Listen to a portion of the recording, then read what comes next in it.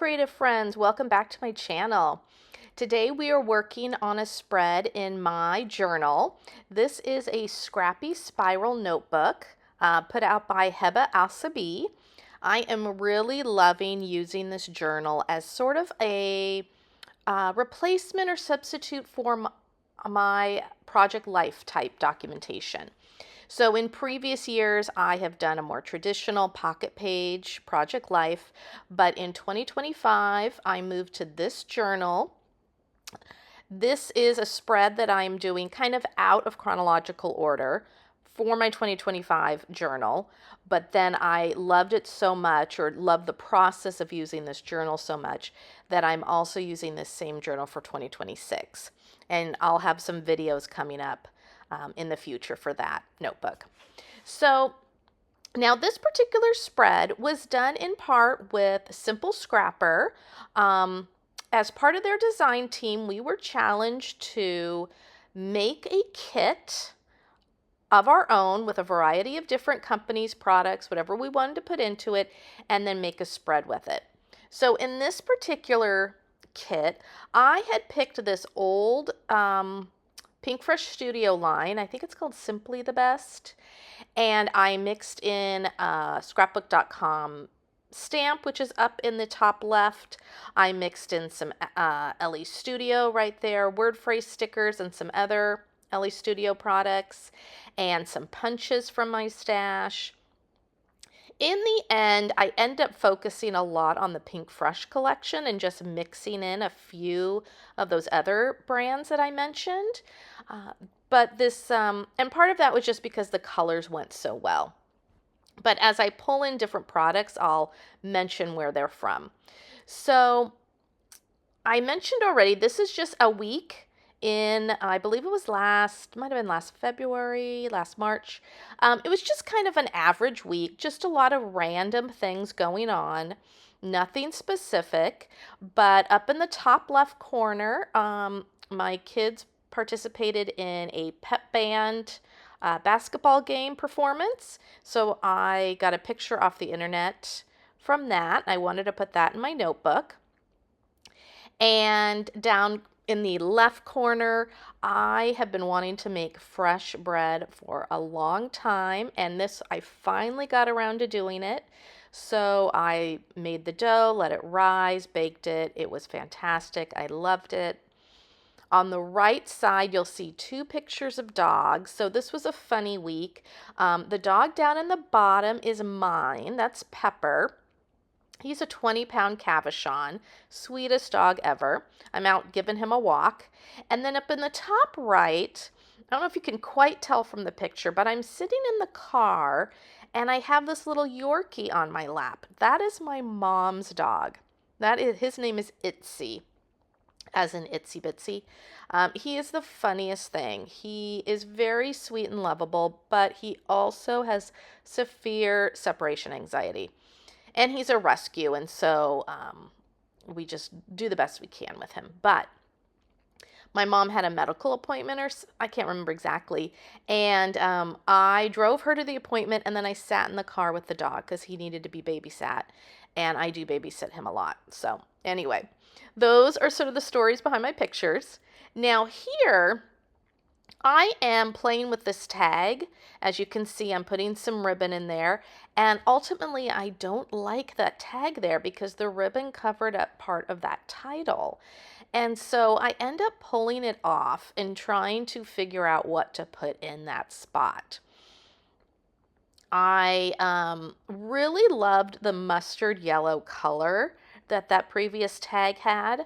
So I'm kind of looking at this cut apart. I think it says nice. It's got the circles with the mustard yellow.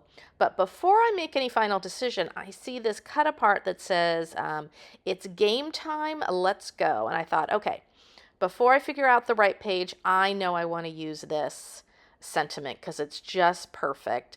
And it's going to fit in this box fairly well with a few other embellishing above and below it, which we'll get to in a second.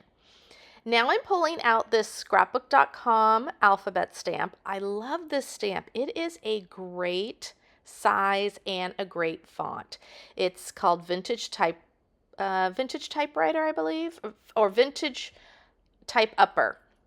I think I also have it in a lowercase too. But for the size, I wanted to do all this in the uppercase.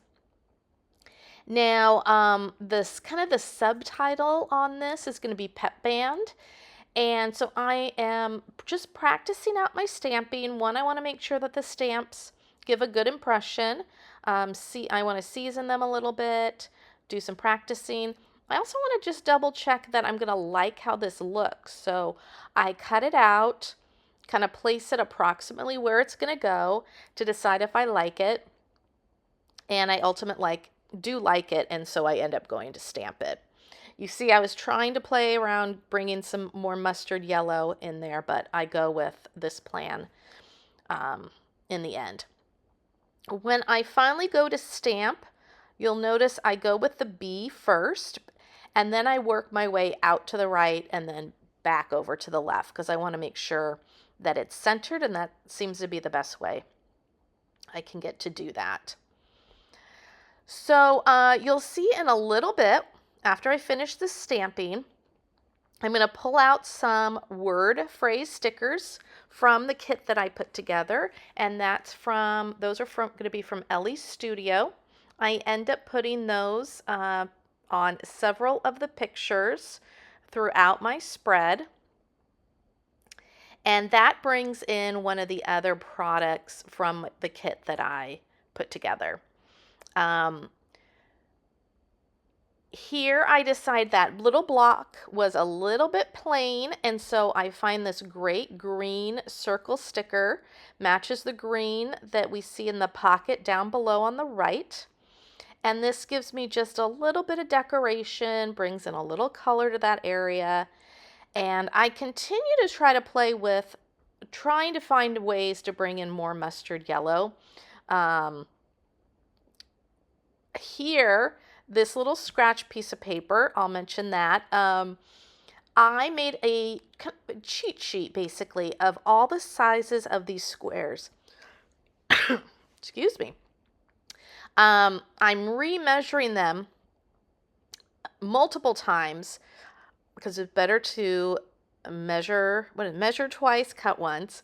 But having that cheat sheet was really helpful because these squares are a little bit different sizes than our traditional, like say 3x4 squares that we usually use.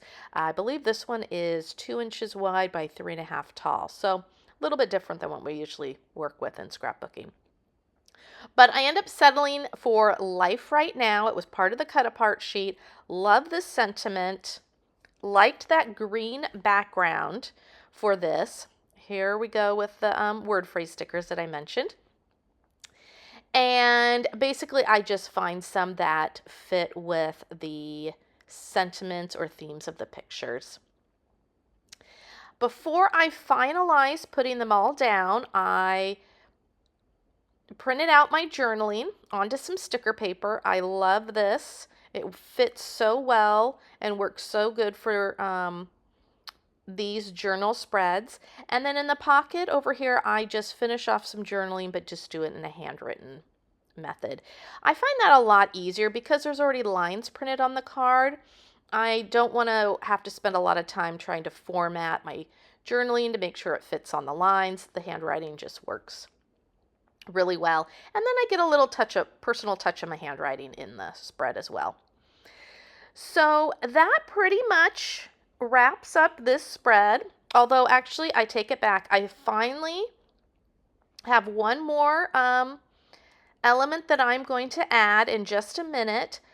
I again needed more of that mustard yellow. So I end up cutting off this 2x2 square from the front cover, like advertising page, and I'm using a punch from my stash that I also put in my kit, and I am just going to make my own yellow star embellishing, and it ends up working perfect. If you have any questions about how this spread came together, leave them in the comments below. I will get back to you as soon as I can. I would love it if you would like and subscribe to this video. It really helps me out, and I appreciate you watching. I look forward to seeing you in the next video. I hope you get some crafting time today, and thank you for watching.